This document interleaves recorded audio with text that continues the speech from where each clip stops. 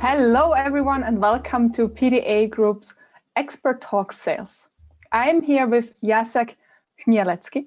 Jacek is a keynote speaker, and for the last 20 years, he was having different management positions in IT and e-commerce and fintech companies. He was heading cross-country sales, partner management, customer support departments, and setting channel sales strategy for 126 countries. Jacek, it's a pleasure having you with me today. Thank you very much, Britta. Appreciate it. It's my pleasure as well. Thank you. Jacek, before we dive into our topic of today, objection handling, I would love to invite you to introduce yourself. I did a brief introduction, but nobody else can do it better than yourself. I'm sure you did it very well.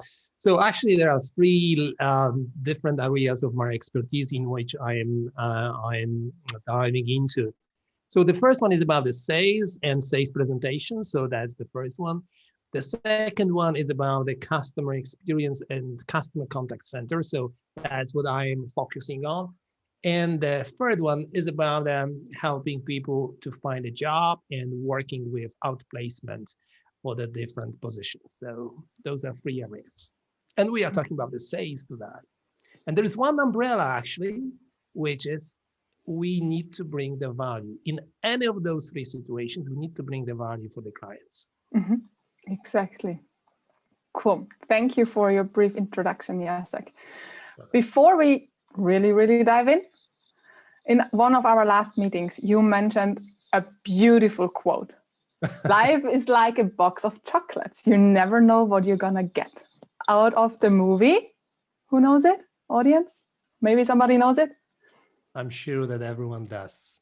Yes. Sure. For those who don't, it's from Forrest Gump. Beautiful movie and a wonderful quote. However, why is that a perfect match from your point of view, Jacek, for our topic of today? Can you share that with us? Yes. So besides the fact that's my favorite movie, then, you know, we used to say that we don't know what is going to happen in our life. And people used to say, we don't know what is going to happen in sales. And I ask the questions, really? When it comes to the objections, when it comes to the different positions which our customers might have, we can predict what they can answer, what kind of objections they might have. So that's why I believe that in sales, it's different than in life because we can predict and we need to get ready. So that's why we are having the conversation today. What kind of objections our customers might have and how we should get ready for that. Mm-hmm. Exactly. So that's really a perfect introduction to my next question. When we are getting ready for a prospecting meeting or even for a meeting with our customer who we already know, what are the best ways to prepare for those meetings? Do you see differences, especially if it's a new customer versus an already existing one? How can we differentiate here? Right. So everyone is checking, whenever we are going for the meeting with the new person, we are checking the LinkedIn profile, that's for sure, right? But they usually do the same. So they don't want to be taken by surprise, so they do check it. And then the second thing is, once we get all those information on LinkedIn, then we are Googling the person and we are Googling the company. So it's crucial just to make sure that before we enter the meeting, we get ready for with understanding what are the KPIs of that person who we are meeting. So key performance indicators. So in other words, what that person is being paid for to do at the daily job. The second thing, we should know what are the problems which the company is facing with. And the additional, what are the problems which that person is facing with. So knowing all that stuff, we get our arguments ready way before we enter the meeting. And that's make a lot of sense to get ready and get prepared rather than be surprised and say, oops, I haven't thought about it. Mm-hmm. Why? We should. That's what we are paid for. So it's coming down to do your homework, gather as much information as possible before you enter a meeting. Right. But Jacek, you mentioned researching your prospects or meeting partners on LinkedIn, especially when you have it for your first meeting. Sometimes the profiles don't give away too much. they are quite neutral, especially of current pain points. What are some other tips and tricks you can share on gathering information? So whenever you're getting ready for the meeting and then you cannot find anything about the person, about the publications, so definitely you can find some information about the company itself or other people being active on the LinkedIn. If that doesn't work, then check it out in Google. And that if that doesn't work, then check it out. What are the challenges which the industry is having? So that's the knowing what is the challenge for the industry. You can always refer to that and show that you are being prepared.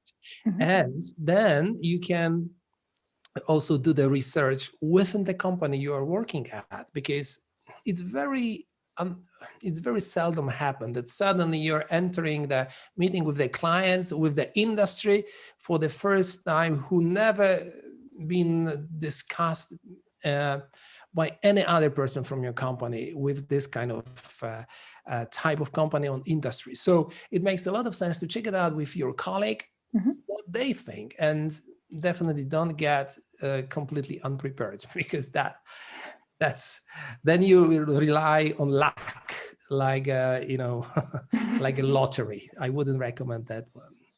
Okay, super. So we heard LinkedIn as a source, Google research, maybe even a plain old newspaper, like a hand newspaper, but you can actually physically touch. So maybe you also find some compelling events, especially if it's a local company you're working with or you're prospecting with.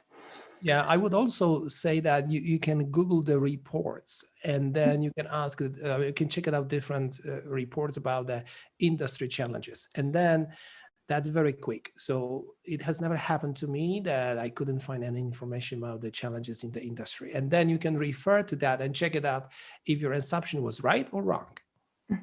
Yeah, especially if you take into consideration that today everything is basically available on the internet. Absolutely. And 80% of prospects basically know everything before they even start the conversation with you. So sure, there should not be an excuse of not finding enough information beforehand. True. Amazing. Jacek, once we are in the meeting and objections arise, what are some strategies to handle them from your point of view? Britta, I wouldn't be myself if I would not say that we need to actually think about the blocking objections. So do not wait until the objections will arise itself, because then we're in the defending mode. So imagine that we are on the meeting and then suddenly we would say, some of you, let's say that's a sales meeting and you have like 3-5 people in the meeting room, and then, or online, because nowadays they're mainly online, and you can say, some of you might be thinking about, and then you raise the objections.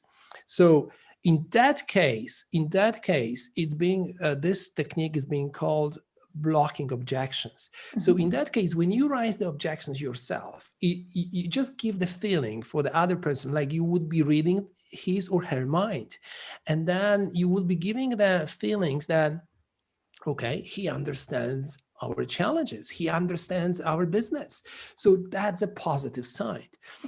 And of course, that goes to the preparation, that we need to make sure that we raise the objections which are very common in that particular areas and solutions which we are selling or products. And then, so there is certain scheme how to block the objection. So the first one would be, let's raise the objection. And then make sure that we propose the right solution. Right, while raising the objections, we propose the solution. We can potentially demo the solution, but the fourth step, because there are 4 steps, the fourth step is the most important one, and the fourth one is about the tying down the objection. What I mean by that, let me explain. So once you make a explanation, while you give the reasoning why it's a good way of handling that particular problem, then you should always ask the question. So based on that, what I just said, dear customer, would you agree that the price is not too high anymore? So what I'm doing right now is just making sure that my objection or the client's objection has been tied down. Because when the client says yes, so we are done, he would not or she would not come back to that objection again. Or if she would or he would, it would be like a very uncomfortable situation for him to do that.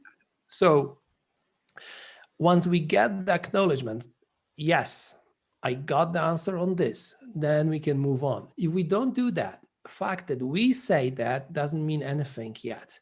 We need to get the confirmation that they finally understood and ready to progress and move to the next point. Super.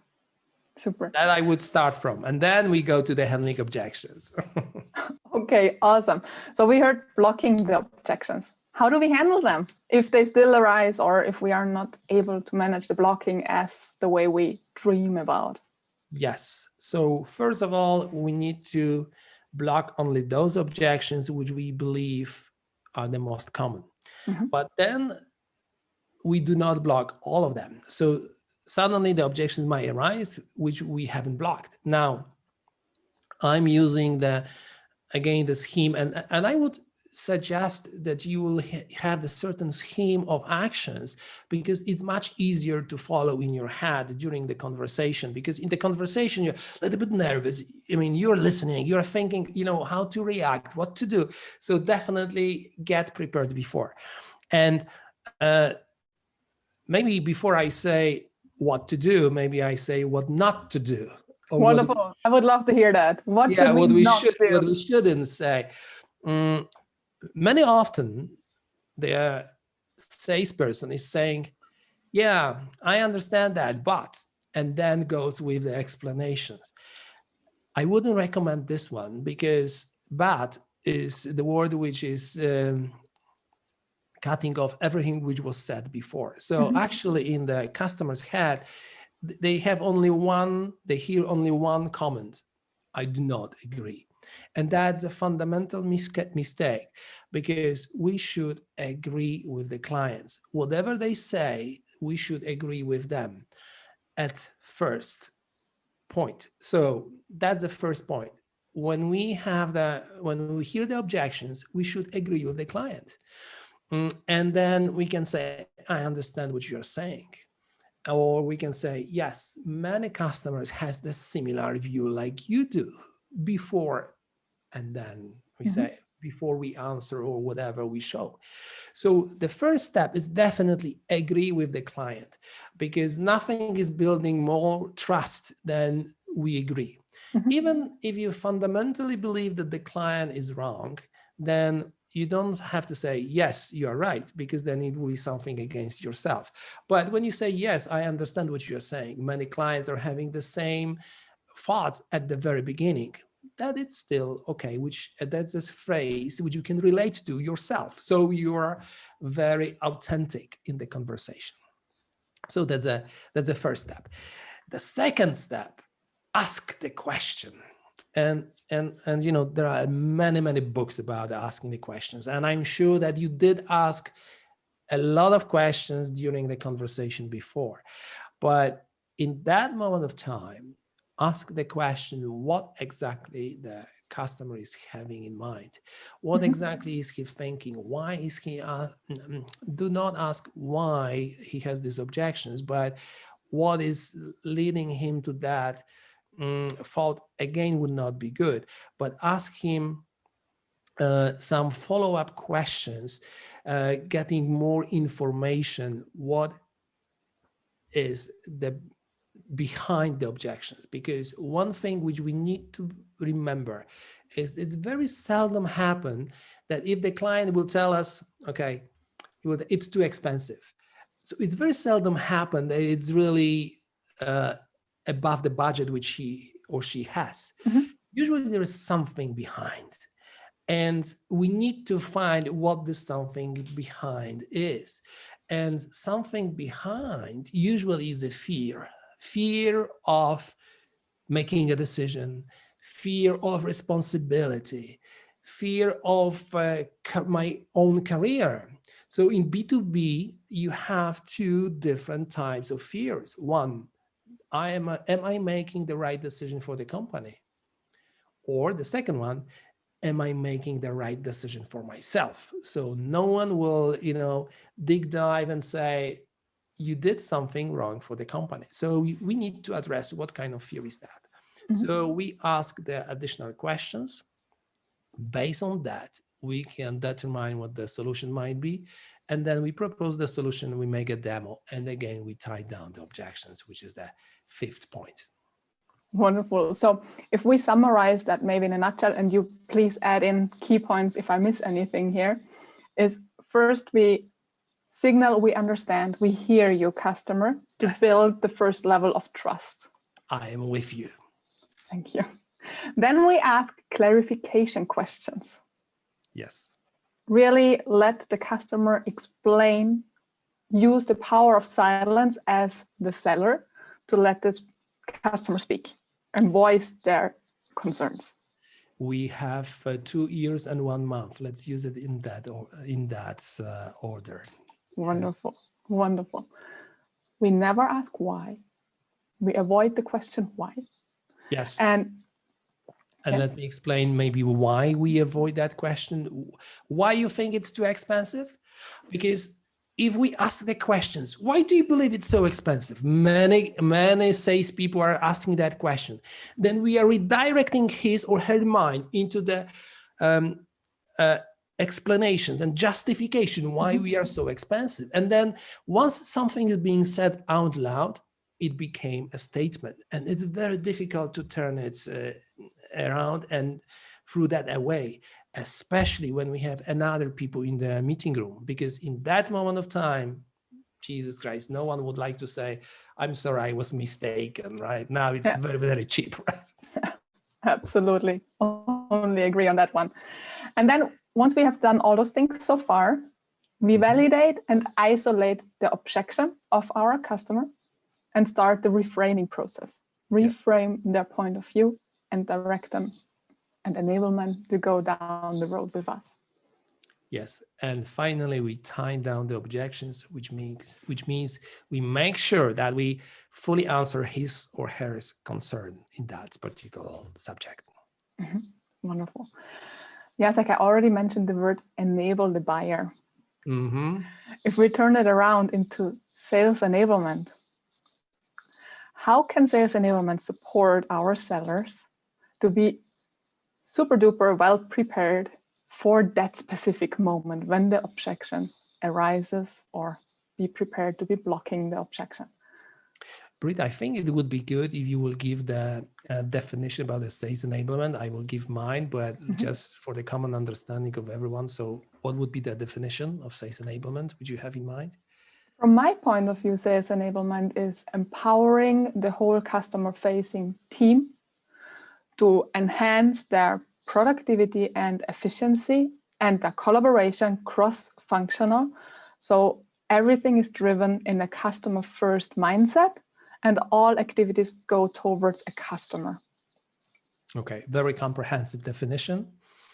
And now if we fully understand what the sales enablement is, and we can say that it's all about the preparation, because sales enablement is happening before we enter the meeting, not at that meeting, right? Which means that usually what I'm doing, I'm training people in sales, and I'm doing a lot of trainings. And one of the subjects in sales, which we do practice and we do get prepared, is about creating USP, unique selling points. What the unique selling points are? Unique selling point is something which is a differentiator for us, for our offerings, for our products, for our company, something which differentiates us from the competition. Now, every salesperson should understand that.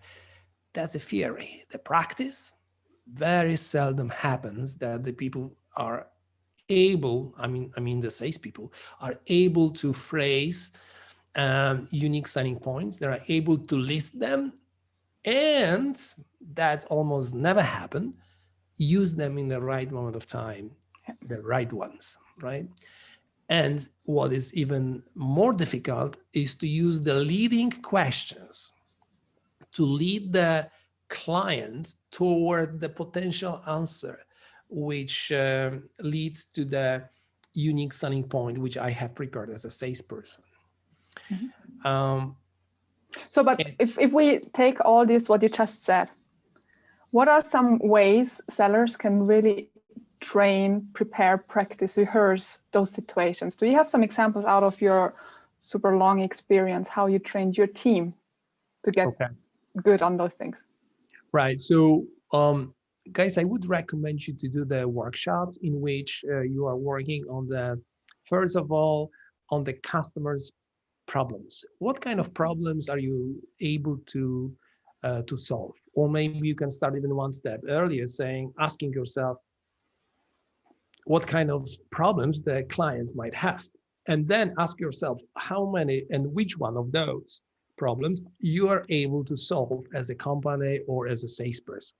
Then having a list of them, then I would suggest we can categorize them into two areas. One is business problems and one is technical problems. Then when you get it, then you can understand, you can put it in the column and you can say, okay, we have a problem. Now ask yourself, what is the implication when the client will not do anything? What is the implication if they do something with it? And then what is the potential solution? And what are the results of that solution, which means benefits, but benefits being those benefits which you can measure, hardly measuring the numbers based on the KPIs which that particular person has, of course, right? So then you measure that. So if you do this kind of stuff, then you have a repository of the problems and solutions which you can propose. So you can lead the questions and lead the conversation with the clients to articulate particular problems which you can make a proposal how to solve them and give them the solution for that. Okay, so it's basically gathering and understanding what might happen. But do you or did you also practice directly in, I don't know, role plays or situative exercises, how to actually call off those informations? Yes, Brita, because the first thing is to know, which is the first step, but knowing and doing, those are two different words. So it's like, being here or in being on the moon, right? Mm-hmm. And that's a big trap for the experienced salespeople, because they used to say, oh yeah, sure, I got it. Yeah, sure. I mean, of course, it's so clear. Really? Mm-hmm. Okay, let us practice that, right? And then whenever I'm doing the trainings, I do the case scenario and with some of the people from the company where I'm training. And then in this scenario, first of all, you need to ask the right questions. If you don't ask the right questions, then you never know what the problem is. That's the first thing. The second thing, seller and buyer has a different information, different assumptions. So you need to check it out, the assumptions. And then once you find out what the real problem is, you need to practice. And then only practice and practice. And the role playing is the easiest and the cheapest way of learning, because if we start to learn on how to make a surgery on the live patient, that might be a side effect of that, right? Definitely. Do you also put your sellers in the shoe of the buyer, so they really need to switch roles and get the idea of thinking how a buyer might think? Do you also use that in your trainings? Yes, I'm laughing because once I was doing the workshop, I'm mainly acting in the IT industry, as my whole career is coming from the IT industry. So I was working for Cisco, SAP, Microsoft, Juniper, and so IT world. And the second part of my clients are from industry, from manufacturing industry. And the funny thing was, because for one of the clients, there was a misunderstanding between the sales people and finance department. And finance department has been called as the biggest blocker of sales, because sales will say, we would sell 3 times more if that would not be such a strict credit policy. I said, I understand that, but that strict credit policy, prevents you from losing job and prevents you from losing money, because then you have a good collection rate. But they couldn't get it. On the other side, the finance people, they couldn't get it. Why the sales people are so pushy, right? So I swapped the roles for the role play. And it was like a aha moment, really? So it was cool to observe them. I videotape it and I showed their reactions during the role playing, and that, facial expression was very cool. I love that example, especially I think swapping roles is one of the most powerful ways of showing how something might feel, Yes. and how you can actually change your own mindset in order to make it work afterwards. Wonderful. Jacek, I see we got a question on LinkedIn. Very good. And the question is, do you use any objection handling methodologies? If you would like, you're asking about the naming them? Yes, it's like the question is also, is it from Sandler, Hardweight, Asken, or anything? Or do you have your own specific framework for that? Yes, I got it. So I was on the Sandler training, and that's what I'm using and what I'm teaching is a mixture of many different ones. Sandler is very heavy on the pain points, right?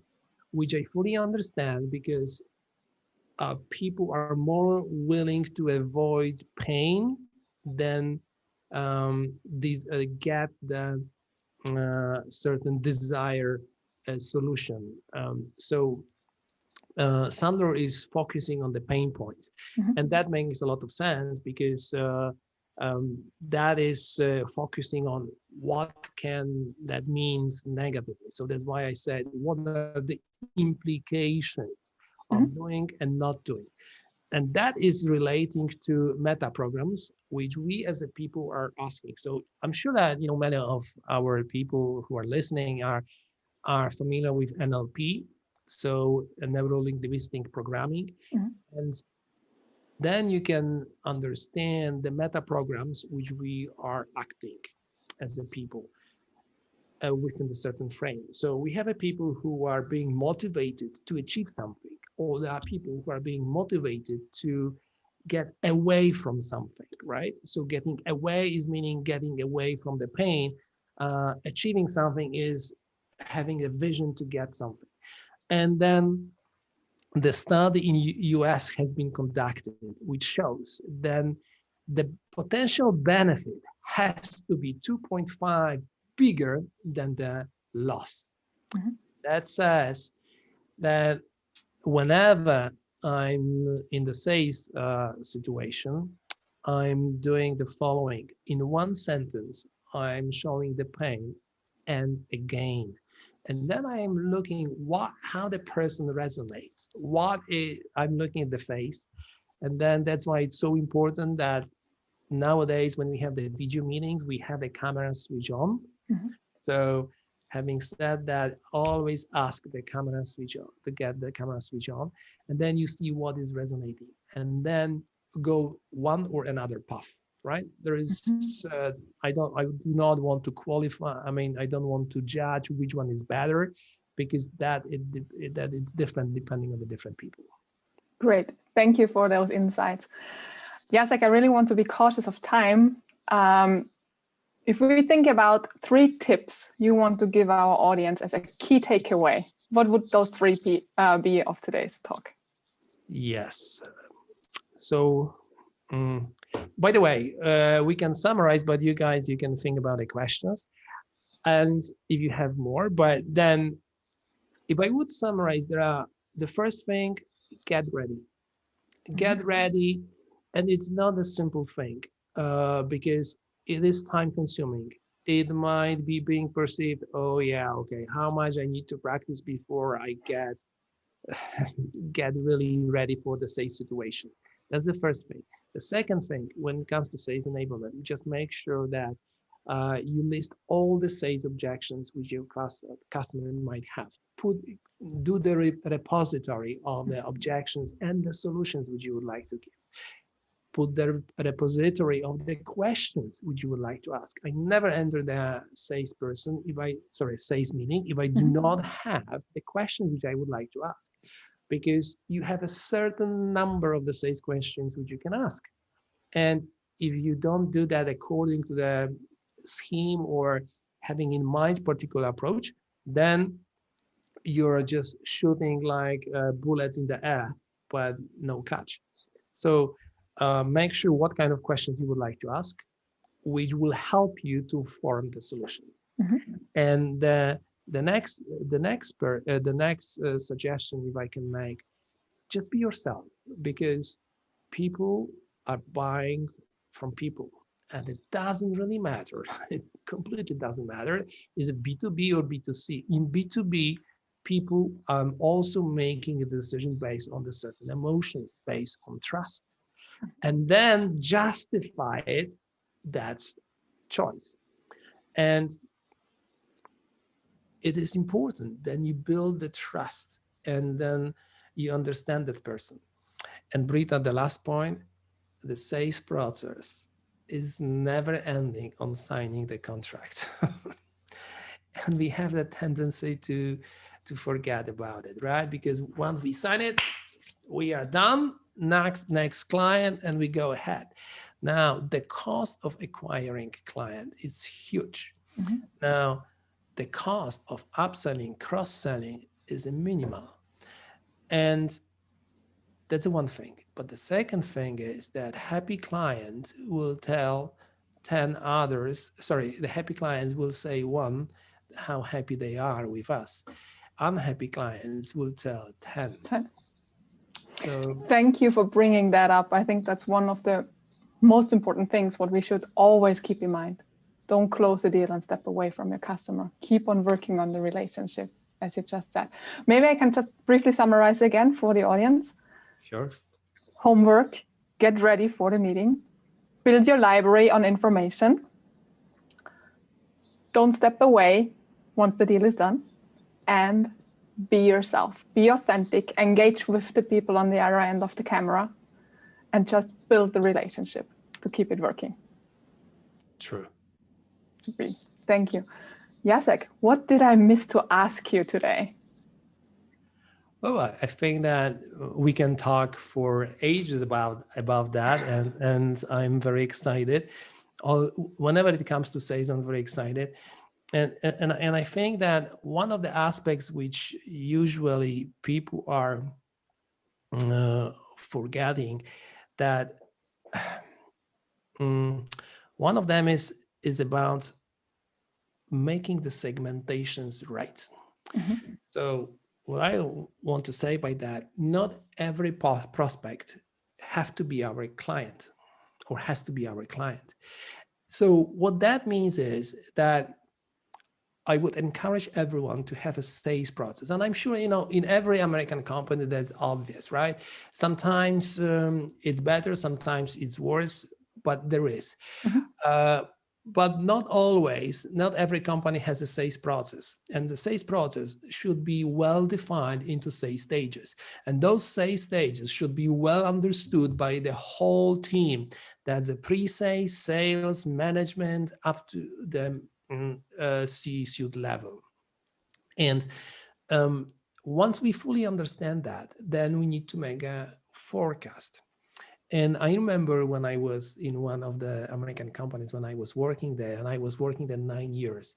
And then you can imagine 9 years, every Monday, up to 12 o'clock, you need to make a forecast for the following 13 weeks with accuracy plus 10%, minus 5%. And that, when you might be listening right now, that statement, you say, no way, we cannot predict it. Really? Yes, of course we can. It's about the discipline.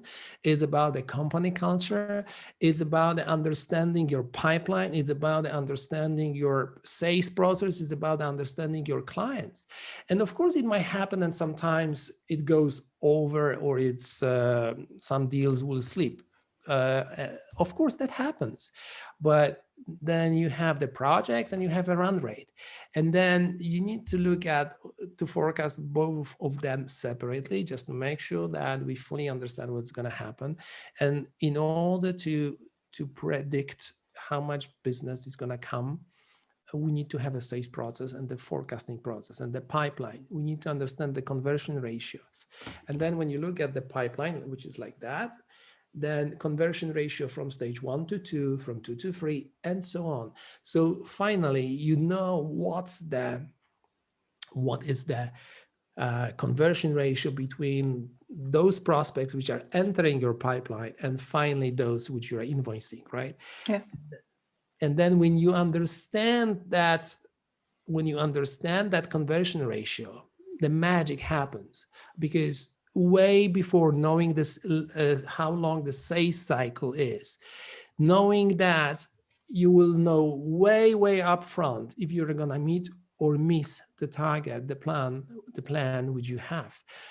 And in that case, you know when you need to react very early, that your pipeline is not big enough. Mm-hmm. And you need to make certain actions to create a bigger pipeline and then work on the conversion. And Brita, just to finish the last word is, the bigger pipeline, the more expensively you are selling your own products. The smaller pipeline is, the more fear you have, the more uncertainty you have, the more stress you have, and then the bigger discount we are giving away. Jacek, thank you for that. I think one thing, if I may add something, is that also the sales process needs to be aligned to the customer journey, so that we don't lose the customer out of sight, and have it also aligned there from start to end, and not stopping when the deal is closed. And I just see that we got another question in. What should I do when the customer stops answering my calls? Okay, so when the customer is not answering your calls, means that he hasn't or she hasn't found anything good for himself or herself at the very beginning, which means that the value which we have offered was not good and big enough for them. That's the first thing. And of course, in this question, we don't know, is it B2C or B2B? So that should be a little bit defined. Because in the B2B, then you have, we all know that there is no such a situation that one person is making a decision, right?